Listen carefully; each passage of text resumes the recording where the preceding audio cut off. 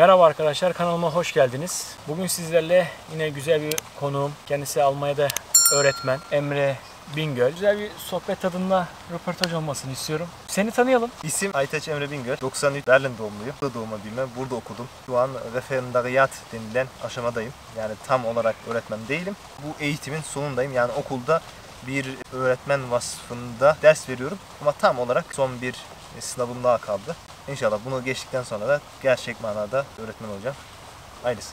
Öğretmenlik burada nasıl oluyor? Almanya'da öğretmen olabilmek için ne gibi şartlar, ne gibi özellikler gerekiyor? Ve sonrasında neden öğretmen olmak istedim? Şuradan başlayayım. İlk önce bazı formalite icabı gereklilikler var. Bunlar işte burada Abitur deniyor. 16 eyalette bu kesinlikle zorunludur. Her öğrenci veya daha doğrusu üniversiteye gitmek isteyen öğrenci Abitur yani lise bazında bir eğitiminin gördüğüne dair bir sertifika, bir karnesi gerekiyor. Oradaki not ne derece ise o şekilde sen üniversitede okuduğun dallara başvuruyorsun. Notun ne kadar daha iyi olursa girmek istediğin bölüme daha kolay bir şekilde girebiliyorsun. Türkiye'de sınav şeklinde sınava giriliyor. Sınavda kazanılan puan senin hayatını belirliyor. Burada o sistem öyle değil. O şekilde değil. Yani önceden yaptığımız yani üniversite giriş sınavı şekilde değil. Sadece abitur döneminde okulda oluyor bu yine. Normal eğitim gördüğümüz okulun bir devamı şeklinde. Oradaki işte 2 sene içindeki hem aldığımız her dersteki notları o son nota dahil oluyor. Hem de 3 sene sonunda yazacağımız belirli başlı sınavlar var. Oradan çıkan notlarla beraber hepsi karıştırılıyor. Bir hesap şeması var. Onu burada abitur yapanlar iyi bilir. O hesap şemasına göre hangi ortalama not çıkıyorsa o şekilde de üniversiteye kaydın kolaylaşıyor veya zorlaşıyor. Bazı bölümler var. Fazla rağbet görmeyen bölümler. Onlara mesela notsuz da girebiliyorsun. Mesela arkeoloji fazla rağbet görmediği için yani o mesleği veya o bölümü küçümsediğinden değil fazla rağbet görmediği için Not ortalaması gerekmiyor. Ona nazaran tabii ki tıp, dişçilik gibi meslekler çok rağbet gördüğü için ona nazaran yüksek bir not gerekiyor. Evet. Peki neden öğretmenliği seçtin? Burada doğup büyümüş bir Türk olarak gittikçe artan Türk, Arap nüfusuna bu gençlere bir katkı sağlayabilmek. Yani bu kendi şahsım üzerinden demiyorum.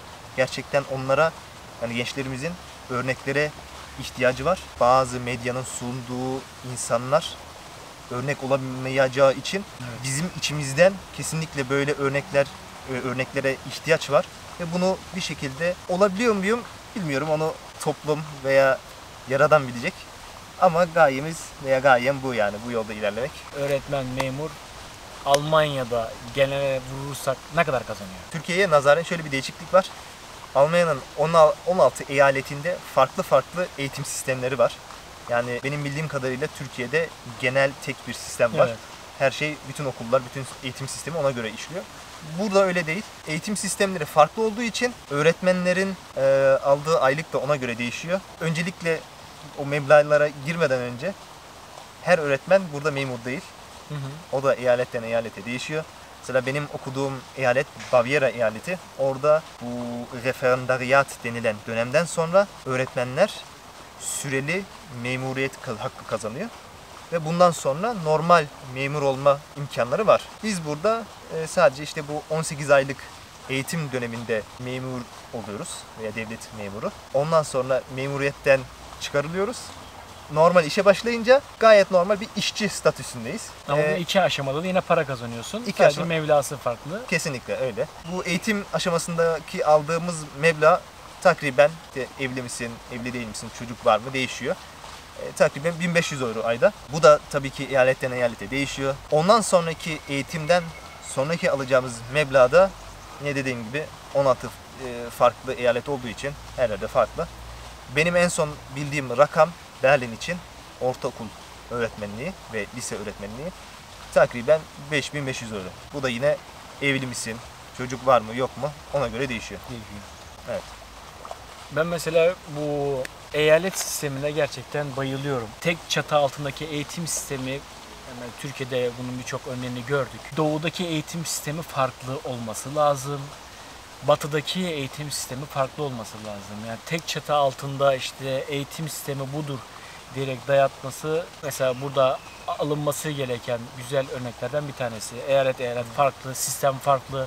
Çünkü en kötü kültür de farklı. Oranın kültürü farklı, iklimi farklı. Evet. Bu mesela hoşuma giden taraflardan bir tanesi.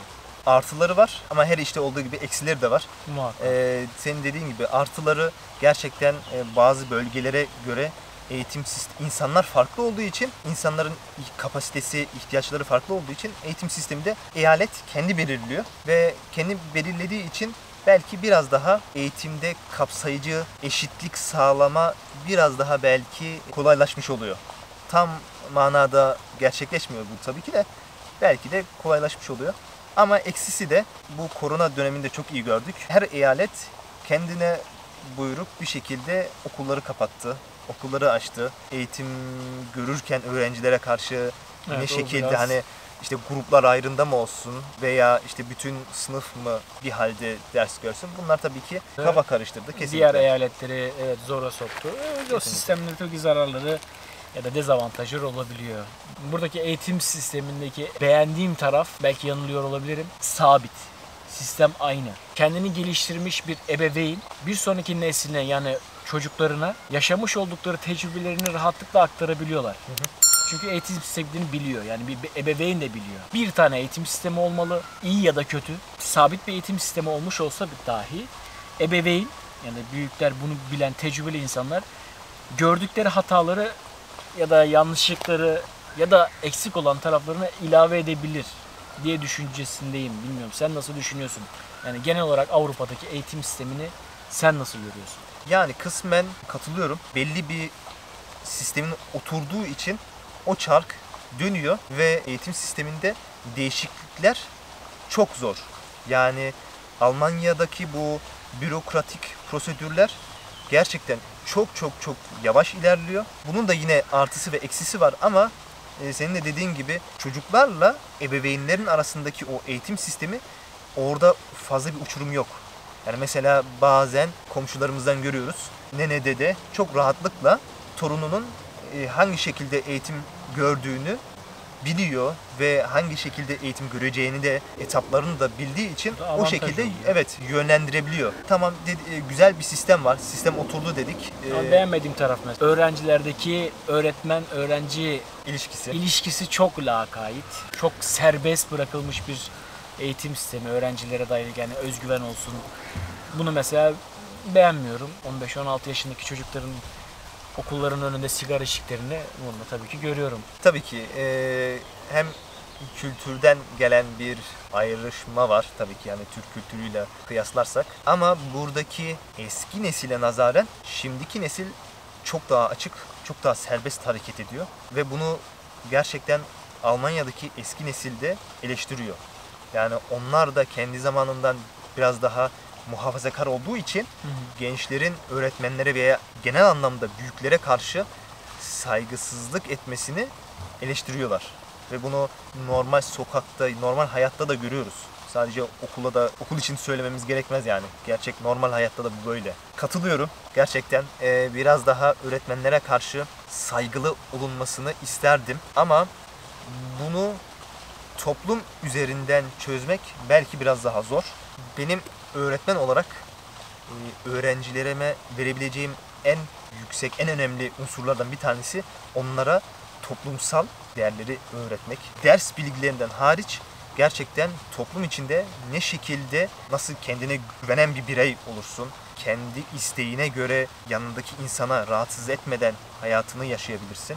Bunları öğretmeye çalışıyoruz. Tabii ki bunları da öğretirken senin bahsettiğin, eleştirdiğin konu biraz daha ortadan kalkmış oluyor. Çünkü bu öğretmen-öğrenci vasfı veya o denklem yavaş yavaş ortadan kalkıyor ve seni abi kardeş olmasa bile yine ona biraz daha benziyor. Lazım. Ve öğrenciler otomatikman biraz daha saygılı oluyor. Tamam, Almanya'da doğduk büyüdük ama Türk kökenli olduğumuz için Türk ve Arap öğrenciler yine ayrı bir tavır sergiliyorlar. Bazıları ya çok aşırı saygısızlığa kaçıyor, bazıları da Alman öğretmenlerine sergilemediği saygıyı bana karşı sergiliyorlar. Ve bunu an be an gözlemlediğim oldu yani birçok kez. Bir soru daha sormak istiyorum. Seve seve. Çalışma süreleri nasıl? Çalışma şekilleri nasıl? Bir öğretmen, yani bir öğretmen olduktan sonra nasıl çalışıyor? Tabii ki benim okuduğum branşlar Almanca dil ve edebiyat ve coğrafya. Türkiye'de nasıl bilemiyorum ama burada öğretmenler 2 dal okuyorlar. Bu 2 dal birbirine illaki uygun olmasa da olur. Yani Türkiye'de benim bildiğim kadarıyla değişik bir branşta oluyor. Yani coğrafya, matematikse matematik. evet, yani burada 2 dal 2 okuyoruz. Çalışma saatleri benim çalıştığım okul konsept olarak Ganztagsschule deniyor. Yani Ganztag bütün gün. Bütün günde saat 8'de ders başlıyor. Saat 4'e kadar. Bunları ders olarak saydığımız zaman 10 ders oluyor. Bir dersin süresi 45 dakika. Ama genelde blok olarak ders veriyoruz. Yani 90 dakika. 90 dakika sonra 15'er dakika mola oluyor. Ama biz öğretmenler olarak tabii ki 10 saat boyunca her gün okulda değiliz ve 10 saat arka arkaya ders vermiyoruz. Genelde günde 5 veya 6 saati geçmeyecek şekilde ders planımız vardır. Ve hatta çok şanslı olursak bazen haftanın bir günü boşta geçebiliyor. Ben bu eğitim sürecinden önce okulda yardımcı öğretmen olarak çalışmıştım. Ve orada bir dönem çok çalıştığım için gerçekten her gün neredeyse 7-8 saat okuldaydım. İkinci dönem için bana cuma günü mesela ben istediğim için bana boş verdiler. Bu şekilde cuma, cumartesi, pazar evdeydim. Bu tabii ki benim çalıştığım okula has bir ders planı. 8'den 16'ya kadar 10 saat her gün. Cuma hariç. Cuma günü öğrenciler saat 1'den sonra eve gidiyorlar. Yani 6 dersten sonra. Halbtagsschule o genelde buradaki normal okul yerinde. Evet. Yine saat 8'de ders başlıyor. Onun yerine saat 1, 1.30, 2 gibi en geç ders bitiyor. Onların yani Halbtagsschule ile Ganztagsschule'nin arasındaki fark şöyle.